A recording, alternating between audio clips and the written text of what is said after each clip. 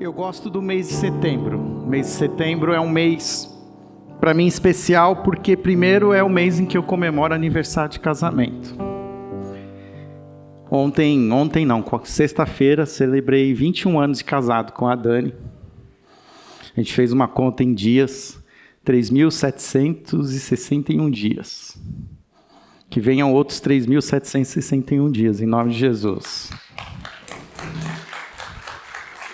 Mas eu gosto do mês de setembro porque é o mês da primavera. A primavera tem uma peculiaridade que é a renovação. Renovação da natureza, que passou por um tempo de frio, quando tem frio, né? Mas com o tempo seco, as árvores perdem as suas folhas. Eu moro numa área privilegiada até, com bastante verde, e o que eu vejo agora é um monte de folha caindo, meu quintal não para limpo. Fico ansiando pela primavera, pelas chuvas que virão, porque traz esse renovo, um renovo de vida, renovo para a natureza e renovo para o nosso coração também. E por causa disso, acho especial esse retorno aos nossos cultos presenciais também em setembro, esse mês de esperança, esse mês de renovação. Estamos voltando aos poucos, não estamos, na verdade, nem ocupando todo o espaço que teríamos por lei, né, a oportunidade, estamos fazendo isso de maneira bem zelosa, mas já também nos adaptando a este momento, aprendendo a ter novas ações, novas atitudes, para que tudo aconteça de modo que nada possa vir a trazer alguma consequência ruim para alguns de nós. E a cabeça do pastor, ele fica assim a mil, porque como é que a gente continua seguindo em frente? Como é que a gente ajusta as coisas? O que vai fazer, o que vai deixar de fazer? O que vai continuar? O que vai ser falado? E eu fiquei pensando muito em como começar esse novo tempo aqui com a nossa igreja aberta. E desde mês de agosto, quando eu comecei a falar sobre o caminho de Jesus, como essa atitude que um discípulo tem que ter de continuar seguindo em frente e não ficar parado com medo ou de alguma maneira esperando que alguma coisa aconteça para que de fato a gente se mova, mas entendendo que o convite que Jesus nos faz é um convite para continuar seguindo em frente. E aí fui olhando a cada domingo um grande personagem da Bíblia. Falamos sobre Abraão, falamos sobre Moisés, falamos sobre Davi, falamos sobre Elias, e todas essas histórias foram histórias de homens que ouviram a voz de Deus e seguiram em frente. Seguir em frente, mas não necessariamente para coisas boas, mas para muitos desafios. Um teve que subir um monte, Moriá, e o objetivo dado era sacrificar o seu filho. Um outro olhou nos campos, nas campinas de Moabe, viu a terra prometida, mas a jornada dele ali pararia, o povo continuaria e ele ficaria. Um outro, porque parou de se movimentar, ficou em casa, no palácio, e fez o que não devia fazer. E trouxe consequências graves para sua família. E por último falamos de um grande profeta, Elias, que confrontou Acabe e Jezabel, e nem por isso sua vida ficou mais fácil, muito pelo contrário. Era um profeta da periferia, um profeta que vivia às margens, mas de alguma maneira sempre alinhado com a vontade de Deus. E eu pensei então de continuar seguindo esse caminho. seguindo esse caminho de Jesus, para que a gente possa entender que a igreja não para, a igreja continua, a igreja nunca parou, a igreja sempre esteve em movimento. Talvez as dinâmicas mudaram, a maneira de se fazer as coisas se tornaram diferentes, estamos repensando, algumas talvez nunca mais voltem a ser as mesmas práticas, vamos fazer práticas diferentes. Hoje nós vamos celebrar a ceia até de uma maneira como nunca tínhamos celebrado antes, talvez nos 120 anos dessa igreja nunca fizemos a ceia como estamos fazendo hoje. Mas nós precisamos continuar, não podemos ficar parados, não podemos ficar esperando um cenário ideal, com um mar de rosas ou um céu de brigadeiro. As coisas vão ter que dar continuidade. Jesus nos escolheu para vivermos esse tempo. Se nós estamos aqui hoje e respiramos esse ar que aqui está, é porque Deus deixou e deseja que nós vivamos esse tempo. Os discípulos que Ele escolheu para viver nesta oportunidade somos nós. E precisamos aprender a nos adaptar e seguir em frente, até que um dia Ele volte. E quando Ele diz está consumado, chega, acabou. Venham para o seio do meu Senhor. Mas até lá nós precisamos seguir em frente. E por causa disso eu tenho pensado muito no livro de Romanos. Gosto do texto de Romanos e quero apresentar para vocês, nesses 4 domingos de setembro, o caminho de Jesus através da estrada de Romanos. Não sei se você já conhece ou já ouviu falar dessa expressão, a estrada de Romanos. A estrada de Romanos para a salvação. Existem 4 versículos que, se você decorar de Romanos, se tornam um testemunho bíblico do Evangelho para ser compartilhado com as pessoas que você ama. Quando alguém te pergunta, como eu posso ser salvo? Como eu posso ganhar a salvação? Se você souber esses 4 versículos de Romanos, esse caminho, essa estrada que Romanos passa, você biblicamente consegue explicar para a pessoa aquilo que é necessário. E eu quero caminhar nesse sentido. Hoje nós vamos ver o primeiro versículo e a cada domingo nós vamos aprender um outro versículo. E o meu desafio é que nós decoremos isso, que nós saibamos falar esses versículos. E não são versículos difíceis, mas também vai nos ajudar a aprender, a entender. A estrada de Romanos para a salvação, então, é uma forma de compartilhar as boas novas da salvação, utilizando os versículos do livro de Romanos. Romanos, ele é um livro extremamente importante, talvez o livro mais importante do Novo Testamento. Sabe aquelas perguntas que as pessoas fazem assim, 100 lugares para você visitar antes de morrer, 100 comidas para você comer? Se a gente fosse falar assim, dos 66 livros da Bíblia que você precisa ler antes de morrer, eu falaria que você precisa ler Romanos. Romanos é um tratado.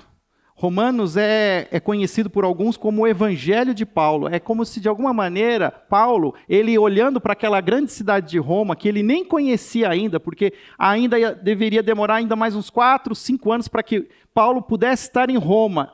E ele estaria em Roma preso, mas ele já conhece essa realidade dessa cidade de mais de 1 milhão de habitantes. E nessa cidade com mais de 1 milhão de habitantes, Paulo, ele quer explicar a salvação em Jesus Cristo. Para uma cidade já muito parecida com a nossa cultura, uma cultura ocidental, uma cidade latina, com comportamentos não necessariamente regidos por uma cosmovisão judaica, muito arraigada na Palestina. Interessante que essa carta, ela chega nessa cidade 30 anos depois da ressurreição de Jesus. Uma carta simples, talvez, pouco, porque em Roma se lia muito, provavelmente se sabia muitas coisas, mas essa carta foi se transformando num documento tão especial e tão importante que pessoas que nem creem em Jesus leem essa carta. Porque todos aqueles que estudam filosofia, em algum momento, precisam estudar a filosofia de Paulo. E a carta de Romanos se torna um item de estudo científico.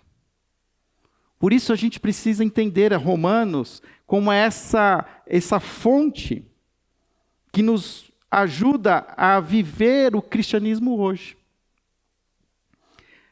Romanos foi a carta que confrontou Agostinho de Hipona, fazendo com que ele se transformasse naquele que nós conhecemos, principalmente na cultura católica, como Santo Agostinho, o pai da igreja. Romanos também foi a carta que confrontou Martinho Lutero. Martinho Lutero já era um monge cristão, mas que não podia ler a Bíblia a não ser dentro de uma biblioteca, porque a Bíblia era acorrentada à biblioteca, não podia sair de lá. A história conta que ele passava às vezes mais de 24 horas lendo a Bíblia sem parar. E lendo Romanos, lendo o capítulo 1, versículo 17, que diz que o justo viverá pela fé, ele começou a entender a salvação pela fé e não pelas obras. E foi inspiração para aquilo que nós conhecemos como a Reforma Protestante. John Wesley também, o pai da igreja metodista, também foi influenciado pelo livro de Romanos. E a história vai nos mostrar que outros grandes homens e mulheres de Deus devem a Romanos a transformação das suas vidas. Por isso, se nós estamos começando esse novo tempo, eu creio que a gente tem que também aprender a conhecer essa palavra de Romanos. O primeiro versículo que eu quero que vocês leiam em Romanos está no capítulo 3, que é esse primeiro versículo que eu quero chamar como a primeira estação da estrada de Romanos. Se você trouxe caneta, se você está na sua casa, corre lá, pega uma marca-texto. Se você está no celular, use a função destaque. E destaque agora capítulo 3 de Romanos, versículo 23, que diz assim: pois todos pecaram e destituídos estão da glória de Deus. Vou repetir. Romanos capítulo 3, versículo 23. Pois todos pecaram e estão destituídos da glória de Deus. Quando começamos a caminhar pelo texto de Romanos, chegamos nessa primeira estação. Essa primeira estação é uma conclusão, pois ele começa com pois. Portanto, agora, então, ou seja, anteriormente a esse versículo, existe aqui todo um trabalho de Paulo para mostrar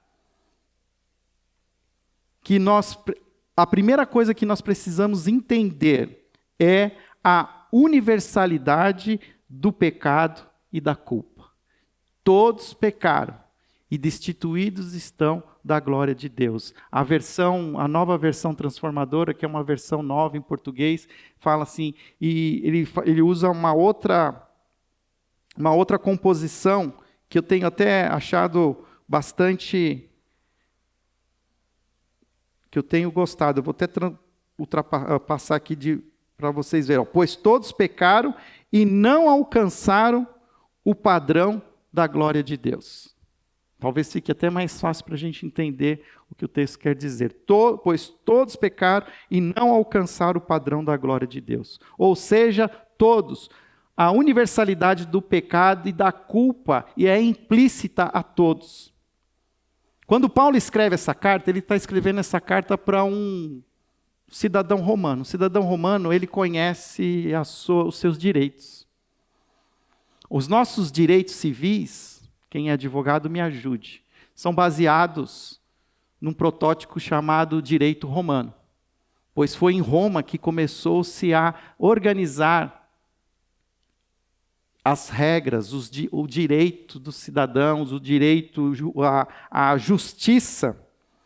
E Paulo usa exatamente essa linguagem que é muito particular dos romanos. É como se ele começasse o texto criando uma imagem de um tribunal, como Deus sendo juiz. Paulo se torna um promotor ali, e a humanidade sentada no banco dos réus. Quem tem essa imagem na cabeça dos filmes, né, conhece, sabe? Então vem o promotor, o advogado de acusação, e ele chega então, o juiz chama e ele começa então o seu discurso. E Paulo então começa um discurso. Qual é o discurso de Paulo? O que Paulo quer provar e evidenciar ao juiz? Que a humanidade é culpada, que a humanidade não tem desculpa, que a humanidade ela é corrompida. Volte no texto, no capítulo 1, no versículo 18. Capítulo 1, do versículo 18, diz assim. É aqui aonde Paulo começa esse discurso. É onde o promotor, ele inicia o seu sermão de acusação. Ele diz: portanto, a ira de Deus é revelada dos céus contra toda impiedade e injustiça dos homens, que supriram a verdade pela injustiça, pois o que de Deus se pode conhecer é manifesto entre eles, porque Deus lhe manifestou. Pois desde a criação do mundo, os atributos invisíveis de Deus, seu eterno poder e a sua natureza divina têm sido vistos claramente, sendo compreendidos por meio das coisas criadas, de forma que tais homens são indesculpáveis, porque tendo conhecido a Deus, não glorificaram como Deus, nem lhe renderam graças, mas os seus pensamentos tornaram-se fúteis, e o coração insensato deles obscureceu-se. Dizendo-se sábios, tornaram-se loucos e trocaram a glória do Deus imortal por imagens feitas segundo a semelhança do homem mortal, bem como de pássaros, quadrúpedes e répteis. Então, faça essa ação imaginativa de você imaginar Deus sentado como juiz, Paulo esse promotor, e ele começa a acusar, a apontar o dedo para a humanidade, dizendo assim: olha, a ira de Deus é revelada contra toda impiedade, porque o que esse pessoal não pode se justificar é que Deus nunca se revelou. E a primeira maneira como Deus se revelou é através da sua criação. É através da sua obra criada, essa revelação natural, como chamam os teólogos, ela é evidente. Quando a gente ouve o Marcus Eberlin falar sobre o design inteligente, ele usa um jargão, ele fala de um Deus que é um Deus exagerado, né? Um Deus... ele tem uma outra frase que ele fala, mas que denota que se você quiser ver a criação e olhar para cada particularidade daquilo que nós temos e conhecemos, é impossível você não reconhecer que existe alguma coisa por trás disso tudo. Sim, fato, é real, que a revelação natural, ela não é uma revelação explícita. Ela mostra, na verdade, as obras desse Deus Criador. Mas você pode olhar para qualquer coisa. Você pode olhar para uma simples flor ou até para um planeta na nossa galáxia. Perceber que a Terra está numa distância exata da Lua e do Sol e que se tivesse uma mudança que fosse de metros, as coisas não funcionariam como elas funcionam. Que as coisas não podem ter sido criadas ao acaso. Que houve sim uma mente criativa por trás de tudo isso. E o que Paulo está mostrando é que você pode até negar que isso seja a verdade, mas ela está explícita. E ele continua dizendo assim: e dizendo-se sábios, tornaram-se loucos e trocaram a glória de Deus imortal por imagens feitas segundo a semelhança do homem mortal. Por quê? Porque Deus também criou os seres humanos e criou os seres humanos para serem adoradores. Existe em nós um DNA de adoração. Se eu não adoro esse Deus Criador, eu vou procurar alguma coisa para adorar. E o que acontece quando não se adora ao Deus Criador? Se adora a criação. E isso tem um nome, isso se chama idolatria. A primeira consequência do pecado é a idolatria. É quando nós amamos mais alguma outra coisa do que o próprio Deus.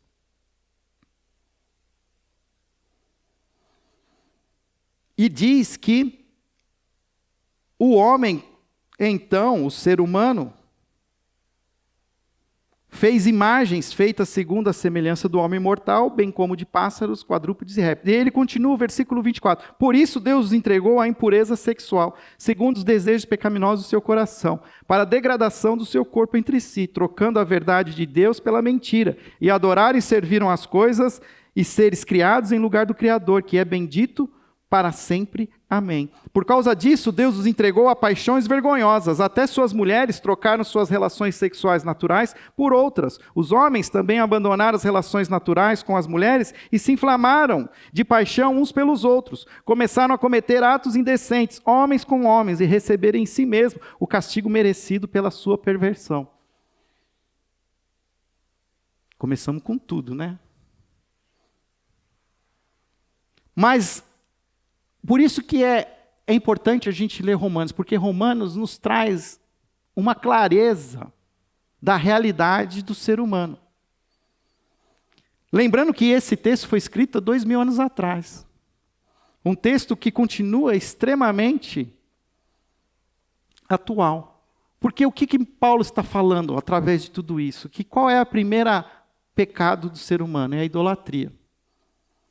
Ele deixa de adorar ao Deus e adora qualquer outra coisa que não seja Deus. E o que não seja Deus é algo criado. Nem que seja Ele mesmo. E alguns são tão egoístas na sua idolatria que adoram a sua própria identidade. E buscam essa mesma identidade em outra pessoa. Que se a idolatria é a primeira marca de uma humanidade sem Deus, a segunda marca de uma humanidade sem Deus é a imoralidade sexual. Porque a sexualidade, ela precisa ser vivida debaixo de uma espiritualidade centrada em Deus. Se você descentra, vamos usar essa palavra, a sua espiritualidade, você também está descentralizando a sua sexualidade. E você pode ir tão longe, né? Você pode se afastar tanto na sua sexualidade, a ponto de que você pode se identificar com outras pessoas iguais a você. Mas, Fábio, não tem aí toda uma dinâmica hoje de DNA, pessoas que já nascem assim, que tem gente que nunca teve nenhum outro sentimento por uma pessoa do sexo oposto, já nasceu assim. Eu não vou entrar nos méritos, eu estou aqui entrando no contexto teológico, que a Bíblia aplica. As realidades, os casos, eles terão que ser estudados. Mas a Bíblia, ela é enfática em dizer que o ser humano, ele é pecador. E esse pecado, ele se mostra pela sua idolatria e pela sua imoralidade sexual. Se nós pararmos para pensar no Brasil, e amanhã é dia 7 de setembro, dia da independência do Brasil. O Brasil, país cristão, vamos dizer assim, na sua maioria cristão, independente aí da denominação.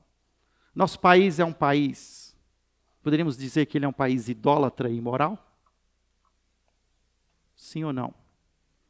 Sim. Isso quer dizer que a religiosidade do nosso país não está, na verdade, acertando o alvo. Todos pecaram. Todo o Brasil, todas as pessoas, todas as nações pecaram.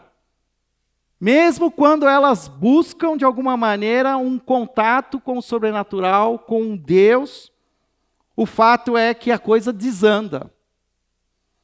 E pode desandar tanto, a ponto de chegar no que Paulo fala. E nós vivemos hoje um momento em que a homossexualidade, ela se torna algo comum. Hoje é impossível você assistir uma série de TV que não tenha pelo menos um casal homossexual. E os nossos filhos, eles estão se acostumando com isso. Agora tem uma modinha entre os nossos filhos de você optar por ser bi. Você escolhe o que você quer fazer. Eu estou afim de ficar com um homem, eu estou afim de ficar com uma mulher. Por quê? Porque é o que está aqui em Romanos. Todos pecaram. Quanto mais eu me afasto de Deus, mais eu fico centrado em mim mesmo. E quando mais eu fico centrado em mim mesmo, mais besteira eu vou fazer. Mais caminhos, atalhos, pervertidos e imoralidade eu vou cometer. Essa é o sinal dos nossos tempos. O que tem acontecido é que já passou por nós uma onda cristã. Mas essa onda, eu tenho percebido, ela está se recuando e nós estamos nos tornando seculares. O que é uma pessoa secular? É uma pessoa hoje que decide viver desconsiderando que existe um Deus. Porque nós fomos um dia uma sociedade que considerava que existia esse Deus. Ainda existem alguns marcos. Se você olha lá, tem lá no Supremo Tribunal Federal. Né? Tem lá um panteão lá onde senta o juiz. Ainda tem um crucifixo lá, que mostra uma cosmovisão judaico-cristã que vinha do século passado. Mas já estão discutindo lá para tirar o crucifixo. Eu também acho que tinha que tirar, porque acho que Jesus se envergonharia de ficar lá naquele lugar, do jeito que as coisas estão andando. Mas isso são sinais que mostram que a sociedade ela está se tornando secular, ela está abrindo mão dessa cosmovisão e estão começando a viver uma cosmovisão secular. O versículo 28, diz assim: além do mais, visto que desprezaram o conhecimento de Deus, ele os entregou uma disposição mental reprovável para praticarem o que não deviam, tornando-se cheios de toda sorte de injustiça, maldade, ganância, depravação. Estão cheios de inveja, homicídio, rivalidades, engano, malícia, são bisbilhoteiros, caluniadores, inimigos de Deus, insolentes, arrogantes, presunçosos, inventam maneiras de praticar o mal, desobedecem os seus pais, são insensatos, desleais, sem amor pela família, implacáveis. Embora conheça o justo decreto de Deus, de que as pessoas que praticam tais coisas merecem a morte, não somente continuam a praticá-las, mas também aprovam aquelas que as praticam. Portanto, Senhor juiz, está aqui evidenciado que a humanidade jaz no pecado. A humanidade não tem jeito. Só há uma coisa, Senhor juiz, e o Senhor tem todo o direito de executar, é a sua sentença de morte. Porque tudo que foi revelado, e ele vai continuar, o capítulo 2 vai dizer inclusive sobre as leis, porque daí, quem está lendo isso daqui, tem um povo naquela época que lia, que era o povo judeu, que conhecia metade da revelação, que é o Antigo Testamento. E eles achavam que assim, não, mas se a gente fazer essas coisas aqui, Deus vai gostar da gente. Mas aí também, se você depois tem oportunidade, lê o capítulo 2, onde ele vai falar dos judeus e a lei. Porque daí cai num outro... Se tem um grupo que é o grupo assim que larga tudo, que é o grupo dos seculares, tem o grupo dos religiosos, que é aqueles que acham que vão fazer alguma coisa, que vão ganhar um ponto positivo de Deus. E o que Paulo está mostrando é que não tem. É tanto os vida louca como os religiosos, está todo mundo no mesmo barco. Porque eles estão tentando viver a vida sem, de fato, se relacionar com Deus. Porque até mesmo os religiosos, eles não estão se relacionando com Deus. Eles estão tentando criar uma cultura relacionada com Deus, mas não necessariamente com Deus. E aí a cultura religiosa é a cultura que vai dizer assim, faça isso, faça aquilo. Não faça isso, pode pisar, não pode, pode, isso não pode. Já conversou com alguém religioso que fala assim, pode fazer isso, pode fazer aquilo? Você pode fazer isso? Isso daí é religião. Isso não é relacionamento com Deus. E aí nós vamos chegar lá no capítulo 3. Então, resumindo, né, capítulo 3, o versículo 5.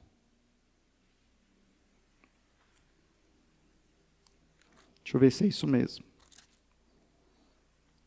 Versículo 6.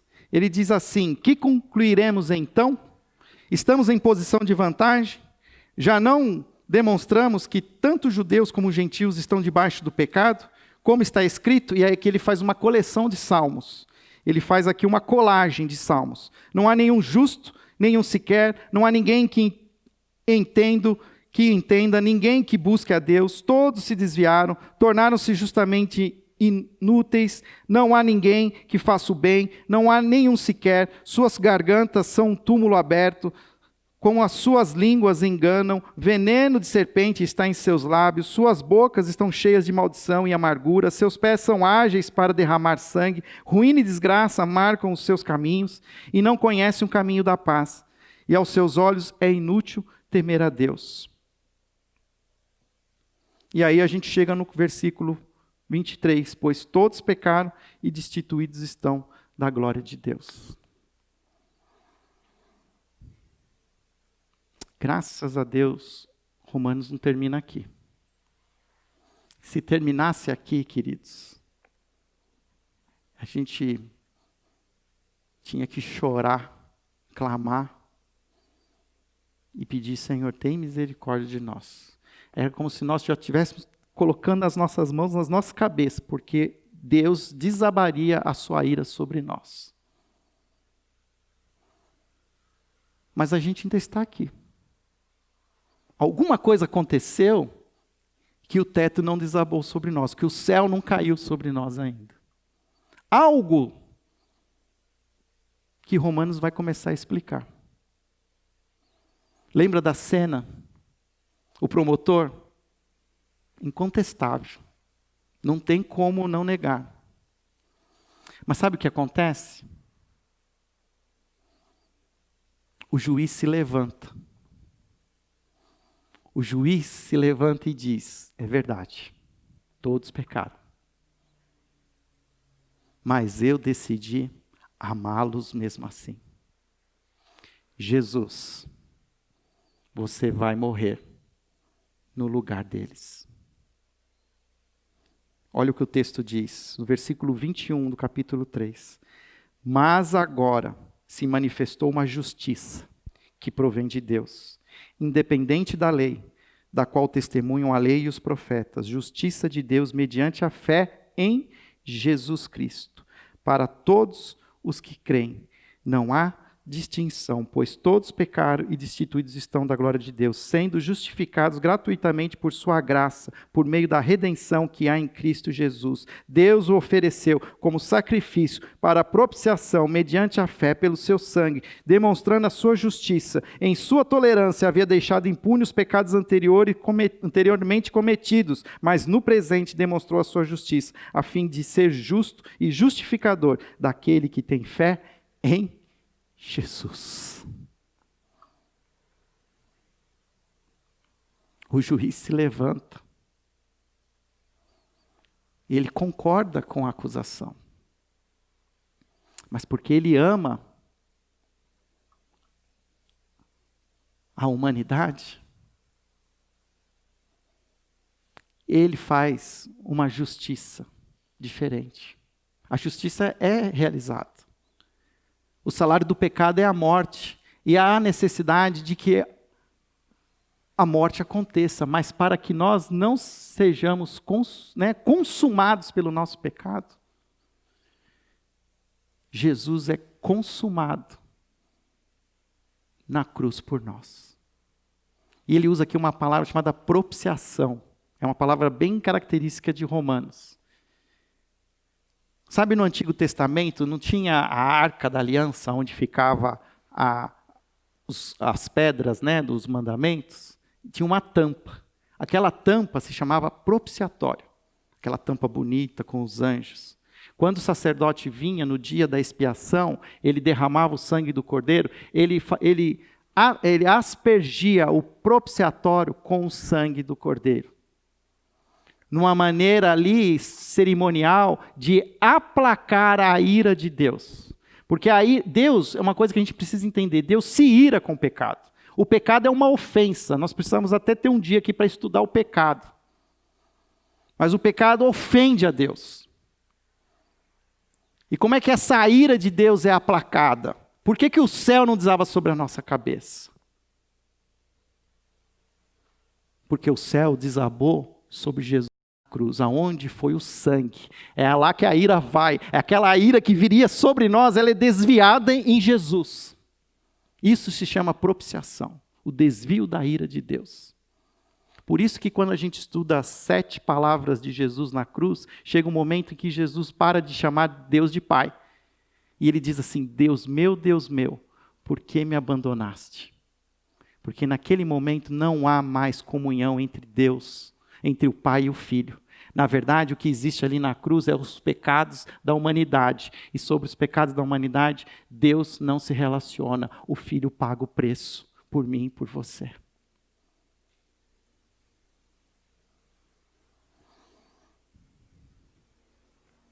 E tudo isso é algo que Romanos capítulo 1, volta lá de novo, sabe aquele versículo que eu falei que ficou na cabeça de Martinho Lutero? Romanos 1,17. Ele não faz parte da estrada aqui de Romanos da salvação, mas esse versículo, Romanos 1,17, ele é o versículo que ele vai resumir o que Paulo quer dizer. É o resumo, é o tema que ele diz assim: porque no Evangelho é revelado a justiça de Deus, uma justiça que do princípio ao fim é pela fé. Como está escrito, o justo viverá pela fé. Não é obedecendo todas as regras, não é abrindo mão de todas as regras, mas numa fé em quê? Em Jesus. A fé de que Jesus, como Filho de Deus, pagou o preço pelo meu pecado. Agora, o que nos deixa aí, de alguma maneira, assustados, é porque essa justiça, ela acontece na mente de Deus. Deus muda a chavinha. Imagina que Deus tem uma chavinha. E a partir desse momento, todos aqueles que com fé em Jesus aceitam a salvação na cruz, muda a mente do juiz, o juiz senta, ele aplaca, acalma a sua ira e acolhe o condenado com amor. Porque o que o texto diz é que o justo viverá pela fé. Tem uma outra palavra importante que, além da propiciação, é a justificação, que a gente vai ver várias vezes. Que é quando o juiz bate lá o martelo, ele não declaro o réu inocente. Ele não faz isso. Declaro o réu culpado. Ele dá uma outra sentença. Ele diz: declaro o réu justificado. Justificação não é absolvição. Justificação é algo a mais, porque quando uma pessoa, ela pode ter cometido o crime que for, mas se ela foi absolvida, não tem mais imputação de pena sobre ela, mas ela continua sendo a mesma pessoa. O que Deus faz é algo tremendamente diferente. Ele dá ao réu um novo status de justificado. O que significa? Você antes era o que você queria ser. Mas porque você reconheceu que Jesus é o seu único e suficiente Salvador, pela fé, eu te justifico. Você se torna hoje não só perdoado, mas você se torna meu filho, minha filha.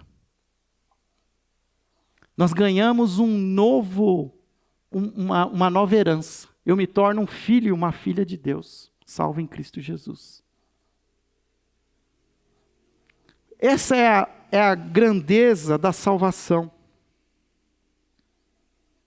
Nós agora entendemos que é uma justiça positiva. A justificação é um ato de Deus por meio do qual Ele declara justo todo aquele que crê em Jesus.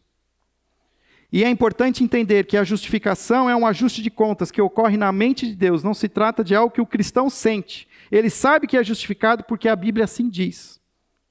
Porque o Evangelho é revelado a justiça de Deus, uma justiça que do princípio ao fim é pela fé. O justo viverá pela fé. Durma com um barulho desse.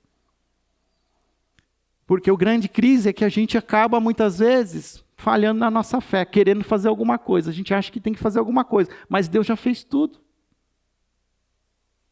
E o que eu preciso agora é entender que agora eu sou um filho e uma filha de Deus, salvo em Cristo Jesus. Este aqui é só o começo dessa estrada de Romanos, mas eu creio que é um bom ponto de partida para a gente começar a entender o que significa ser de fato um discípulo de Jesus. Que nós somos acolhidos por Deus por causa do sacrifício. Essa justificação, ela acontece pela graça. Não porque nós merecíamos, mas porque Deus quis. Ela é uma justificação, ela acontece pela fé. O justo viverá pela fé. Essa justificação acontece pelo sangue. Porque foi preciso que Jesus derramasse o sangue dele na cruz. Alguém teve que pagar o preço. Essa justificação, ela se dá pelo poder do Espírito Santo. E como a gente evidencia esse poder do Espírito Santo? Porque é o Espírito que traz Jesus de volta à vida. É o mesmo Espírito que agora sela a minha salvação. Porque eu ainda estou vivendo esse corpo mortal, mas espiritualmente agora eu me tornei imortal. A gente ainda está aqui tudo de máscara porque a Covid pode ser mortal para nós. Mas não tem mais nada que mate nosso espírito. Pois agora nós já somos seres espirituais eternos, ainda vivendo em corpos mortais. E a gente precisa aprender a viver essa dinâmica. A gente precisa abrir a nossa mente e entender essa realidade. Por isso faz sentido celebrar a ceia do Senhor. Por isso faz sentido trazer à memória esse processo de salvação que não foi por mim, mas foi porque Deus amou o mundo, de tal maneira que enviou o seu Filho Jesus. E que eu, quando eu não relembro disso, eu caio em dois grandes erros. Ou eu largo tudo isso e começo a tentar viver a vida do jeito que eu quero, ou eu tento obedecer tudo do jeito que Deus quer, tentando receber de volta a graça, quando eu já recebi. Então, como é que a gente faz? A gente agradece, reconhece. A salvação é pela fé. Creia no Senhor Jesus Cristo e será salvo, tu e tua casa. A gente vai continuar a estrada de Romanos, ainda outros 4 versículos extremamente importantes para a gente entender. Eu vou até citá-los para que você não fique sem sabê-los. O próximo versículo é Romanos 5,8. Mas Deus demonstra o seu amor por nós, Cristo morreu em nosso favor, quando ainda éramos pecadores. Romanos 6,23. Pois o salário do pecado é a morte, mas o dom gratuito de Deus é a vida eterna, em Cristo Jesus nosso Senhor. E por último, Romanos 10,9. Se você confessar com a sua boca que Jesus é Senhor e crer em seu coração que Deus o ressuscitou dentre os mortos, será salvo. Tudo que vem além disso é palha. Qualquer outra coisa que colocaram nisso aqui é acessório que não se justifica. Que possamos, ao começar esse mês de setembro, ao começarmos a abrir a nossa igreja novamente para as adorações comunitárias, possamos também estarmos prontos para viver essa fé simples, não necessariamente fácil de entender, mas que é uma realidade. E que nós possamos aprender a vivê-la no nosso dia a dia, no nosso cotidiano, nos diversos papéis que nós temos como profissionais, como maridos, como mulheres, como filhos, como filhas, estudantes. Entender essa justificação, esse selo que existe em nós. Feche os seus olhos. Eu quero te dar a oportunidade de fazer uma oração. Nós vamos, em alguns minutos, celebrar a ceia. Mas como é que você está vivendo a sua vida? Qual é o caminho que você está seguindo? Quais os atalhos que você tem sido tentado a tomar? Você reconhece que a sua adoção como filho ou uma filha de Deus é uma graça? É algo repartido por Deus, não porque nós merecíamos, mas porque Ele nos amou? Reafirme a sua aliança agora em nome de Jesus.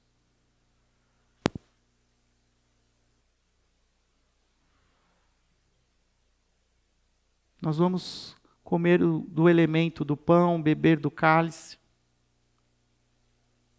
Mas se faz necessário você avaliar o seu coração, como você anda.